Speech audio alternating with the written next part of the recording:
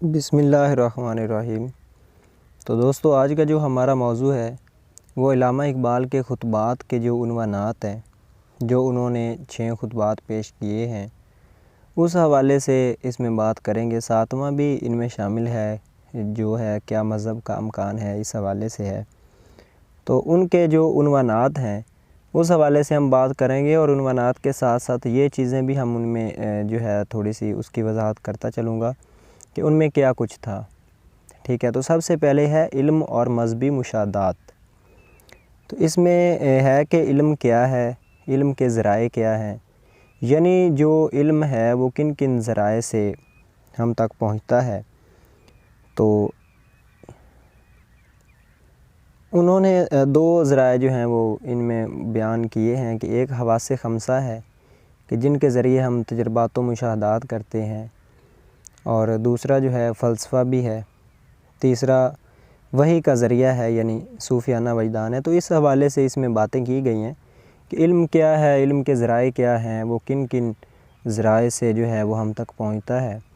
اور اس میں اس خطبے میں جو ہے وہ حواس خمسہ، فلسفہ، وحی کا ذریعہ، ان چیزوں پر وضاحت کی گئی ہے۔ تو دوسرا جو ہے وہ ہے کہ مذہبی مشاہدات کا فلسفیانہ معیار، کہ مذہبی جو مشاہدات ہیں ان کے فلسفیانہ معیار کو اس میں بیان کیا گیا ہے، کیونکہ اس میں یہ ہے کہ کچھ چیزیں جو ہے وہ فلسفے کی بنیاد پر پرکھی جاتی ہیں، اس لیے اس جو خطبے میں وہ تمام تر چیزیں علامہ نے بیان کی ہیں۔ اسی طرح جو تیسرا ہے وہ ذات الہیہ کا تصور اور حقیقت دعا ہے، یعنی ایسی ہستی کا تصور کرنا جو ذات حق ہے اس کائنات میں، اس کا تصور ذہن میں لانا، اور دوسرا کہ دعا سے کیا کچھ ہو سکتا ہے۔ اس حوالے سے جو بھی چیزیں ہیں، ٹھیک ہے، اس حوالے سے اس خطبے میں بات کی گئی ہے۔ پھر چوتھا جو ہے وہ خودی، جبر و قدر اور حیات بعد الموت کے حوالے سے ہے، جس کا عنوان یہی ہے، خودی، جبر و قدر اور حیات بعد الموت۔ خودی یعنی خود کی ذات کو پہچاننا، جو کہ علامہ کا سب سے بڑا فلسفہ بھی خودی ہی ہے۔ اس حوالے سے اس میں بات کی گئی ہے کہ اس دنیا میں کون سا مقصد حاصل کرنے کے لیے آئے ہیں اور ہم کیا کر رہے ہیں۔ حیات بعد الموت میں بتاتے ہیں کہ اصل زندگی تو مرنے کے بعد کی ہے، جو ہم نے خود زندگی پیدا کرنی ہے، جو اعمال پر مبنی ہے۔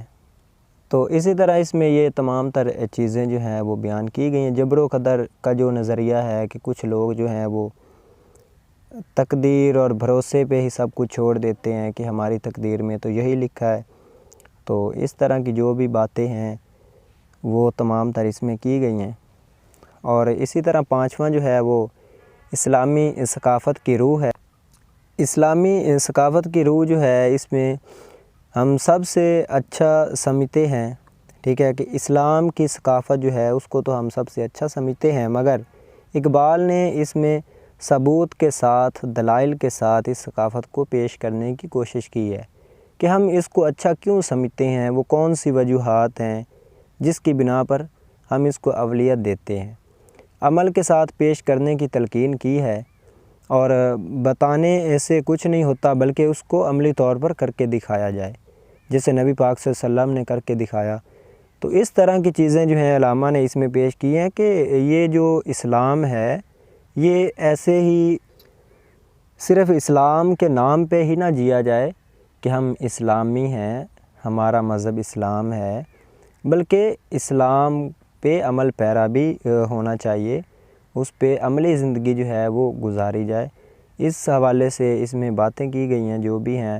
اور چھٹا جو ہے وہ الاجتہاد فی الاسلام کے نام سے ہے، کہ اجتہاد اور اس کے محرکات پر بات کی گئی ہے۔ اسلام میں اجتہاد کی جو اہمیت ہے، یا اجتہاد کی بھی جو ہے وہ اجازت ہے کہ آپ اجتہاد کریں۔ پھر جو ہے 7ویں نمبر پر انہوں نے بات کی ہے وہ ہے کیا مذہب کا امکان ہے۔